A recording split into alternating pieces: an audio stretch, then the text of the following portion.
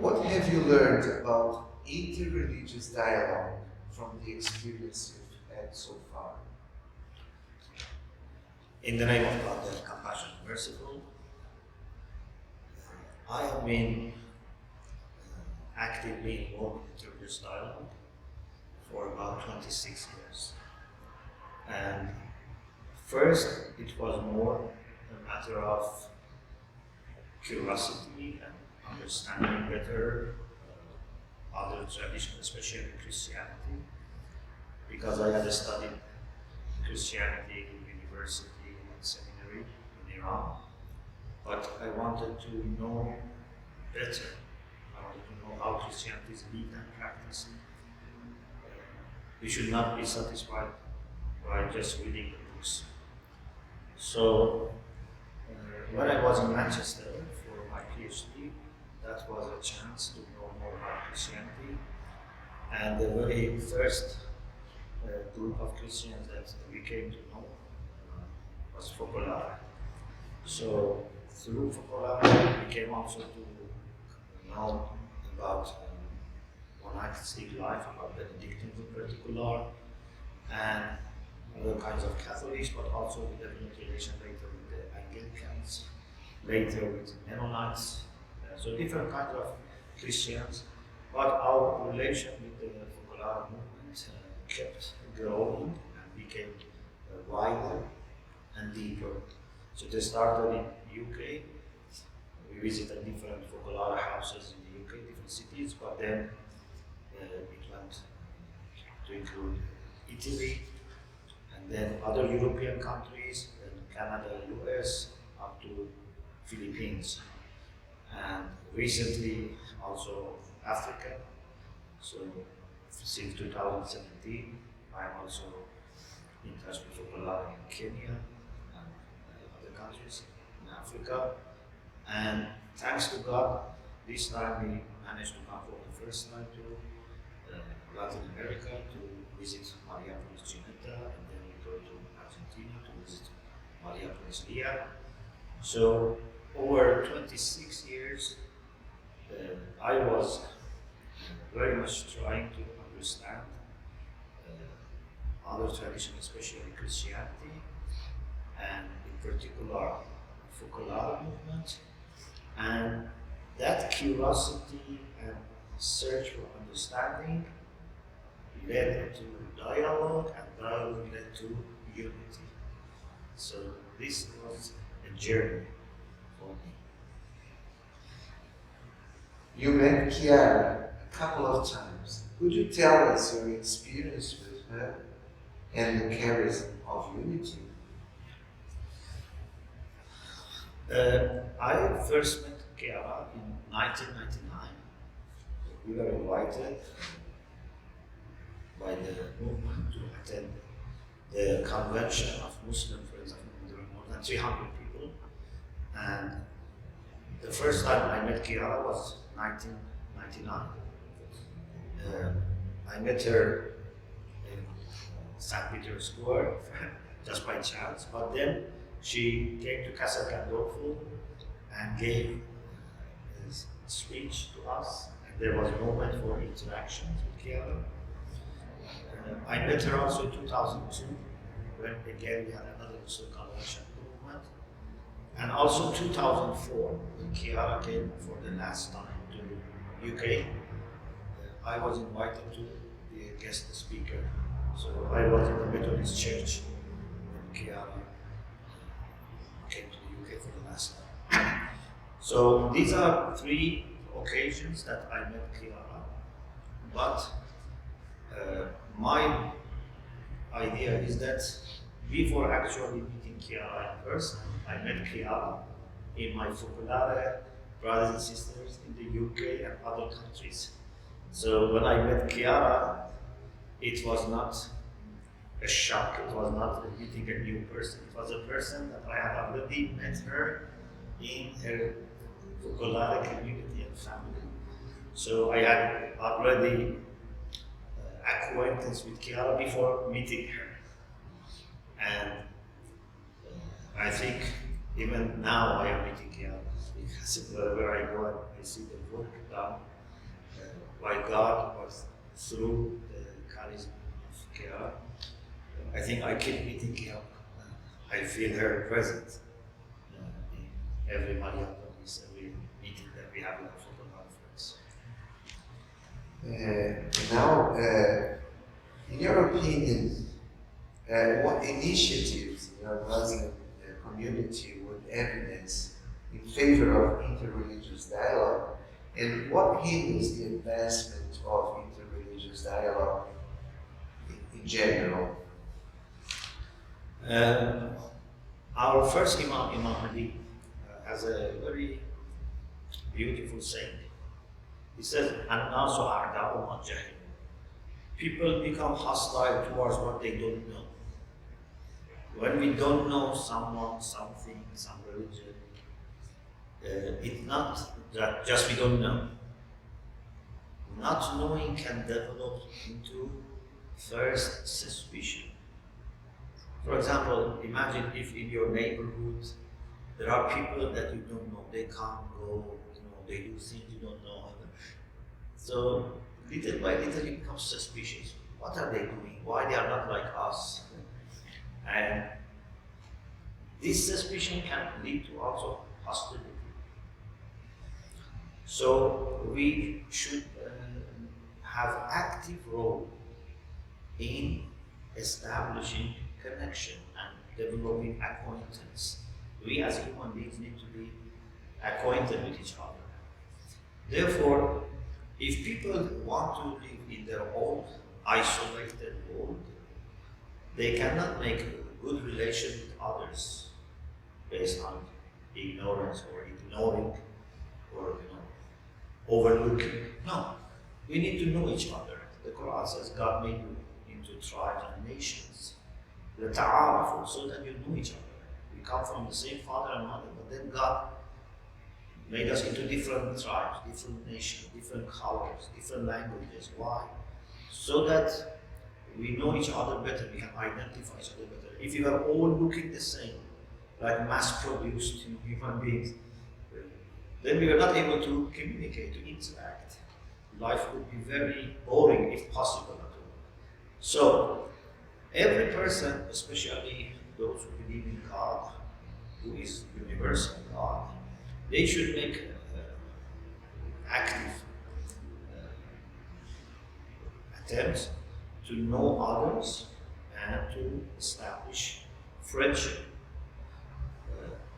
And if you honestly, with openness, do this, you realize that other people are very much similar. We are all human beings. On the surface, we look very different, but when we go deeper, we are very much similar. Even our problems are similar. Even our, moral issues are very similar. We have more or less good people, bad people in all religions, all traditions. Of course, religion, if it is understood and practiced well, can make us much better. But at the end of the day, we are human beings. So I may have the best religion, but not the best practice, not the best behavior. Yeah? So we have our humanity with all the positive side and all the negativity that may come if we don't act properly and consciously. So knowing each other is the very first step. But how to know each other?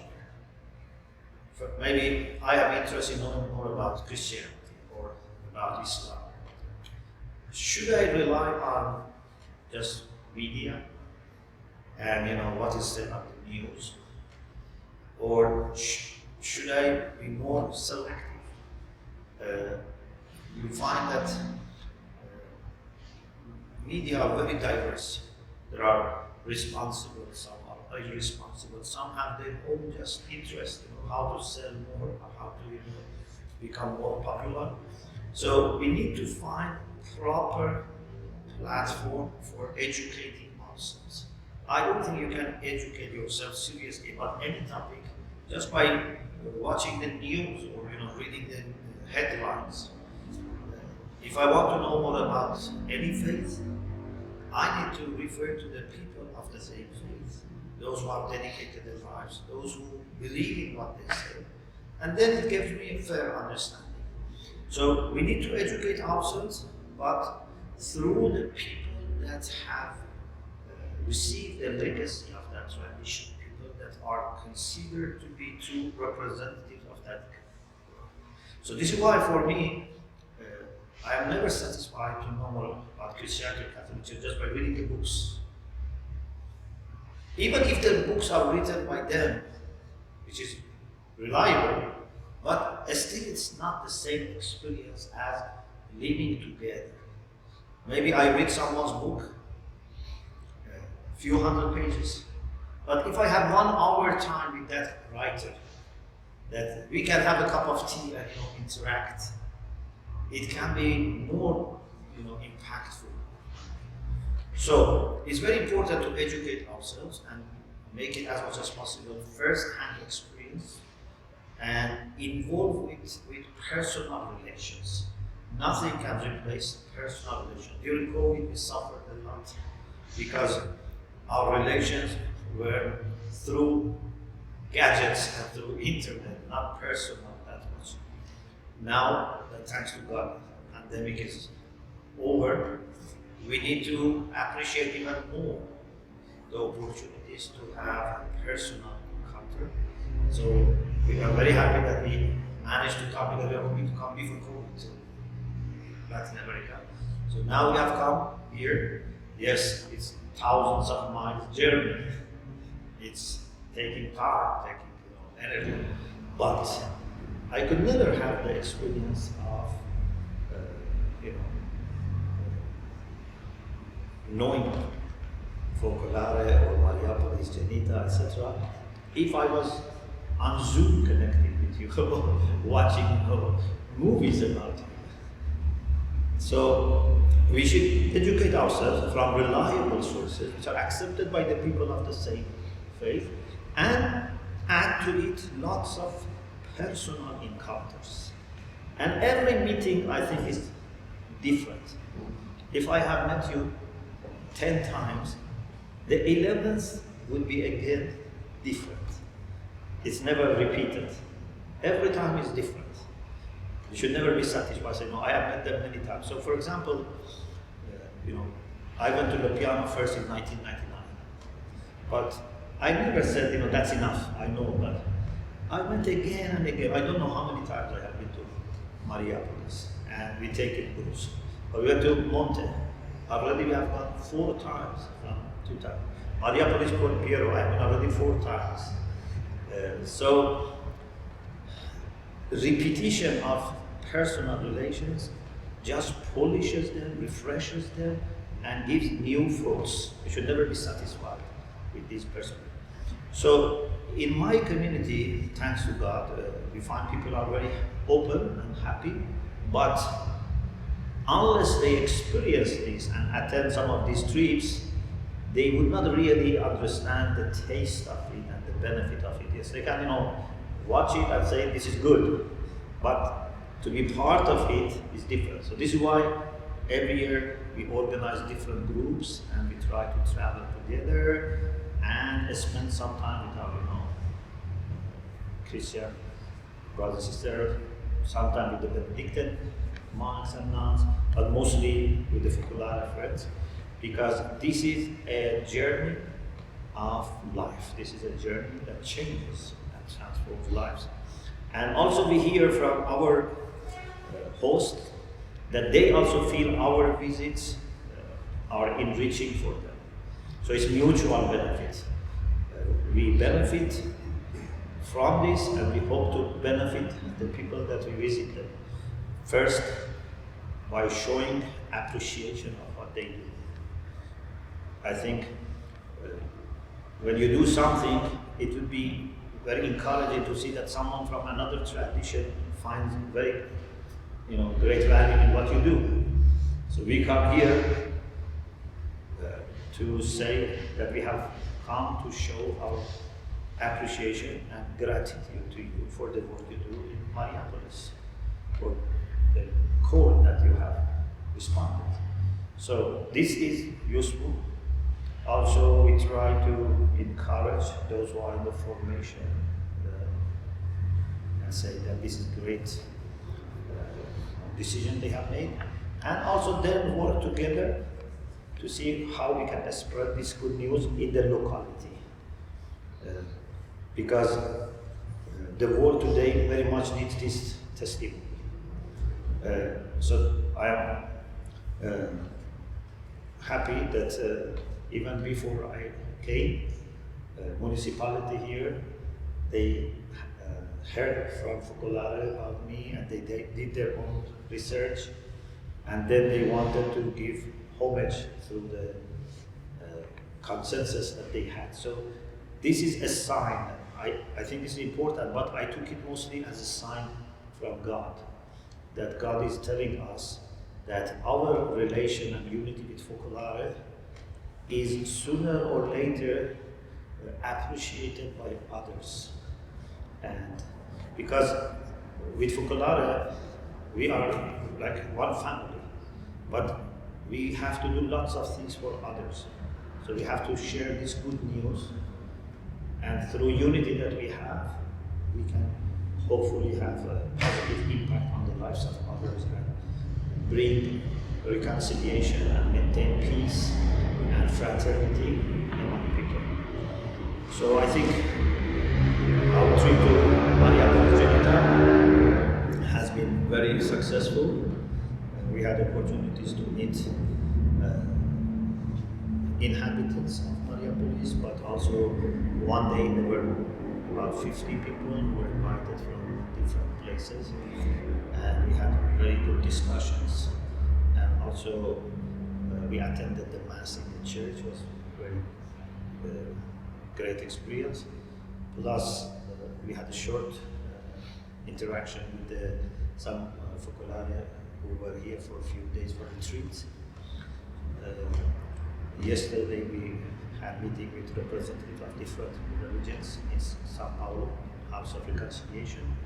So we are in the last day of our stay here, and thank God for making this possible and making this very rich experience for us. We are going to reflect and digest as much as we can what we experience, and then pray and ask God to show us next steps. So we hope that God will bring lots of good out of this visit. Thank you. I think that the last one, what signs of hope would you identify today with regard to interreligious dialogue, and what does that mean for humanity as a whole? Maybe if you can add something. I think we as human beings, by nature, should communicate. The Quran says that God created mankind and taught them how to express themselves. For human beings to remain silent when they meet each other and not to talk or to boycott each other is not very natural. Maybe there are times that you don't know what to say. It's better to keep silent. But generally speaking, we should communicate. We should talk to each other. Even the Quran says that God told Moses, you should speak to Pharaoh and go and visit Pharaoh and speak to him. So it's very natural for human beings to talk to each other and communicate to each other, but not in order to release your anger, not to order to even, for example, just release your sadness. No, in order to know each other and in order to find ways that we can contribute to a better life for ourselves and others. So every word that we say has deep impact. In Arabic, there is a poem which says that the wounds caused by words are more painful than wounds caused by swords, because injury by sword can be healed, but sometimes injuries caused by words never healed. So we have to speak, but we have to speak in a nice and beautiful way. The Quran says, "Qulu lin-nasi husn." Say to people beautiful things. In another place it says, "Yaqulu allati ahsan." Say the most beautiful things. So when I invite you, I try to give you the best, fruits, the best food that I have at home. When I talk to you, also I should go to my mind and find the best words to share with you. So this is very human, to talk in a nice way. But for people who are religious, they have greater responsibility because they have received words of God, and then they should speak the words of God, not just by literally repeating them always, but by showing the impact of words of God, which are light, in our conversation with each other or with people of other traditions or people of no faith. So for religious people who have received words from God, communication, I think, is even more natural. You have to talk about word of God, but not by imposing, not by forcing, but by sharing. So through sharing, through my life example, through my relation, then I can be helping other people to benefit from what I have benefited from. So interreligious dialogue, I think, is very natural and very actually basic requirement of being a human being, being a faithful person. But then you find through these conversations that there are people that you can work together. Then it can lead to collaboration, it can lead to cooperation. And then among those people you find people that even you can be united. This is even more than dialogue, more than collaboration, it's unity. So unity means that in all levels you are together, not just in talking or in acting, even in thinking. A sign of unity is that even in thinking you are together, in praying you are together, in sharing resources you are together, and in delivery of the message you are together. So thanks to God, with our Foclare brothers and sisters, we feel we have passed the stage of just having dialogue or collaboration. We feel there is unity. We feel that we have a common understanding of what God wants from us. We have prioritized the unity over any other thing. And we want to work together for unity. We want to think together. We want to understand God together. We pray together. We live together. And this is just the beginning. We don't know exactly what God has to offer. We know His offer is unlimited. We are at the beginning, but we are preparing ourselves so that we are in the best shape and form for receiving His guidance. Through united hearts, I think we are in the best shape to receive guidance from God. And the project of Wings of Unity, which we started in 2016 with Sofia University, which belongs to the movement, our aim is this, that we want to be working together for unity, but not just working together, thinking together, praying together, planning together. And so far, since 2016 till now, we have had lots of benefits. We had 11 rounds of Wings of Unity, but we had Weeks of Unity, where we had Catholic and Shia Muslim youths together for 4 days, 5 days a week. In 2017, we went to Tunadico. There were about 50 together, Catholics and Shia youths. We had wonderful time. December 2018, we had another week of unity in Lopiano and Trent. Then May last year, we had another week of unity. This year, just this month, beginning of this month, June, we had a week of unity in Mariapolis in Kenya. December this year, we are going to have another week of unity in Lopiano. So these were moments that we shared our understanding with our youths, who are practicing, who are committed, who are not confused or loose in their faith, but at the same time they're very open, and they very much welcomed. They very much felt that this is also for them. This is not just for few academics or few priests or imams. This is for everyone. And hopefully we can then bring this idea of rings of unity to Latin America. So Professor Roberto Catalano, who is with us from Sofia, has put a nice post on his webpage. Is Wings of Unity Land in Latin America. So I invite people also to read his post. It's interesting. Thank you. Thank you. Thank you. Thank you. Thank you. Thank you.